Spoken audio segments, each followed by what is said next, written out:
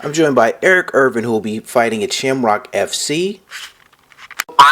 So, like I said, you're 3 weeks out here from the fight. You said you've been hitting it real hard. So, what exactly are you doing here? With now 3 weeks left in camp, what's still some of the things you're working on to get prepared here for the fight?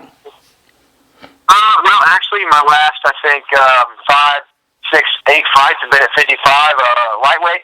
Actually, this will be I'm moving back up to welterweight after about, like I said, I don't know, 3 or 4 years at 155. I'm my first fight back at welterweight. So I've been working, my strength and my conditioning, and been making sure I make the move to welterweight, a good one.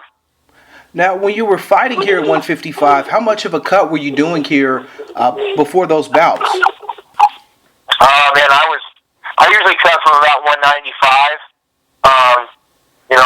I walk about 195 really on average, and so the last couple weight cuts they were really hard on me. I'm not saying I'm old by no means, but I've been fighting for about 6 or 7 years, and I just turned 30, and it just seems like the weight cuts they're definitely getting a little harder on me. I hold a full-time job, and it's just the last 2 were rough, and I decided, with all the weight cut, everybody's trying to abolish the weight cutting, I might as well get ahead of the game and just move up weight class. And I fought at 70 before, and I was pretty good there. So. If you're cutting, almost 50 pounds, it's like you're losing a 7-year-old. So, yeah, it would make sense to fight of a little bit more of a natural weight. So, with that same, with your strength, you're trying to get that back. How are you feeling that's going so far? You think that's feeling like it's feeling more natural for you? Oh, yeah, definitely. I'm going to feel a lot better. I'm sure come fight night, I'm going to feel stronger. The reason that I went to 55 originally was for my height. I'm 5'8", and I was afraid that was going to be a problem at 70, but I'm not worried about that. I feel like 5'8" is not a bad height. I'm a good enough athlete that I can compete with any height. You know what I mean? So it's been good. I'm really strong. I'm probably the strongest I've ever been. I got a new strength conditioning coach that we've been working every morning on getting stronger and faster. So things are going great. Now, in your opponent here, Josh Weston, how much do you know about him, and do you think there's anything in his game that he's going to bring different that you haven't seen here in your recent bouts?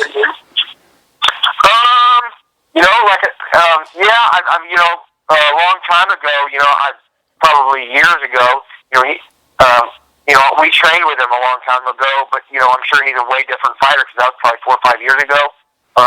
But I think making that move from 55 to 70 is going to give me the speed advantage. You know what I mean?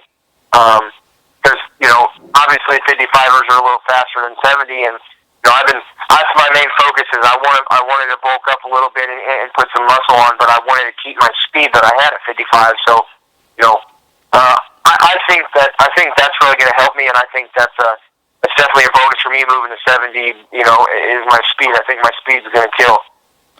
Now, one thing you're saying your speed's going to kill, but one thing you've been killing is submissions. You've had quite a few submissions throughout your career.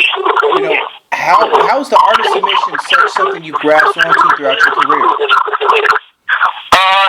Obviously, being a wrestler, high school, college level wrestler, that's kind of being on the ground and grappling is your basic instinct after 6-8 years of wrestling, it's second nature to you. So when all you got to do is throw some submissions in there, you're already pretty good at positions. So throw some good techniques and submissions, and man, they just and I really like it. I like grappling, and I just did a tournament 2 weekends ago. I just did a gi tournament, and it's fun, and I like to do that kind of stuff. And submissions, man, there ain't nothing better than submitting somebody. Well, this is true. You can kind of hear the life gasp out of them as you're choking them.